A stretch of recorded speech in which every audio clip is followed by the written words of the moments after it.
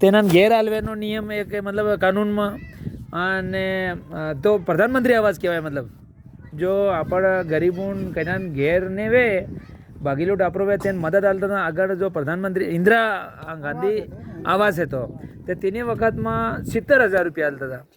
70,000 રૂપિયામાં ગરીબ આદમીને કઈના બી જો એ સરપંચ એમ કીધો હતો કે કરીઓ લીપ દેજે તે ફોટો ખીંચ દે લાવીને તે 30 રૂપિયા તને મળી જાય, નાનો મોટો કંઈ કરજો ધોવાઈ જાય.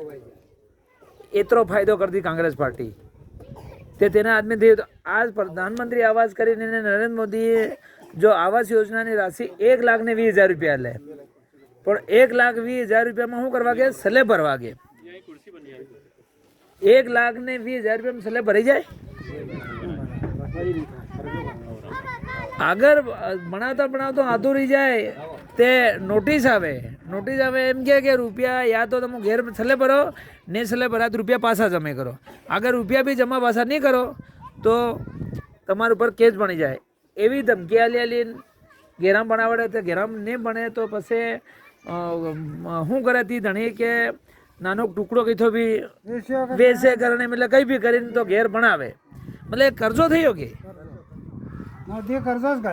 તો એવી રીતે એ યોજના એને વગાડ દડી. તેન બાદમાં એક યોજના જैसे આપણે હમણાં ફળી હોય 8-10 આપણા તે એક હાઈડો મેલ દેતા હતા આપણે કોંગ્રેસ વાળી સરકારને માં, તો તી હાઈડો એના અહીં હમણાં કેન્સલ કરી નાખ્યો. હું કીધું કે એક નલ જલ યોજના કરી દી, એક ટંકો ડોંગરા ઉપર ઊભો કરી દીધો તો હું કે ઘેર ઘેર પાણી જાય,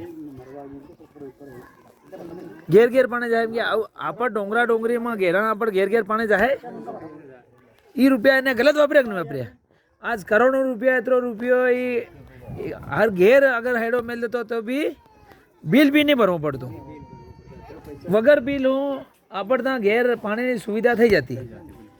તો એવી રીતે જે છે આપણા 4 સોરા કમાઈને લાવ્યા હતી તેનો બા હરો પીવે તો તેને આપણું તે સોરા તેના 5 રૂપિયાને લે. એવી રીતે આપણો હક બને.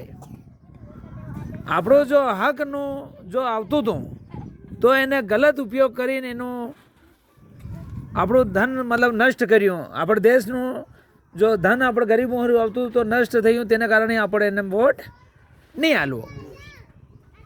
આપણે ગરીબો હારું હક અધિકારને હિસાબે જો બી આપણો કાનૂન હારું લડાઈ લડે તેને હારું આપણે કોંગ્રેસ પાર્ટીને વોટ આલવો અને હાથના પંજાબ વોટ આલીને કાંતિલાલ ભુરિયાને ઉમેદવાર છે તેને જીતાડીને દિલ્હી મોકલવાનો. તો આપણા હક અધિકારને કાનૂન હારું લડાઈ લડે અને આપણા આદિવાસીઓ હારું કંઈ બી કામ કરે. અને ઘણા એમ કે એમ બી કે એને કોંગ્રેસવાળા 70 સાલ શું કર્યું પણ એ સ્કૂલ પણ કોંગ્રેસના રાજમાં કાંતિલાલની બનાવેલી. એના ગામોમાં તળાવ બનાવેલા તેના કાંતિલાલ ભુરિયાના બનાવેલા.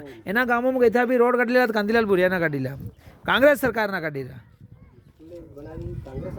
કઈ પ્રકારનું નાનું મોટું જો બી કામ કર્યું કોંગ્રેસ પાર્ટીનું કામ કરેલું. એટલે તમને એક જ વાત કેવી, હાથના પંજાબમાં વોટ આલીને કાંતિલાલ ભુરિયાને જીતાડજો. એટલું કે મારો સ્થાન કરવાનું સપને રામ રામ.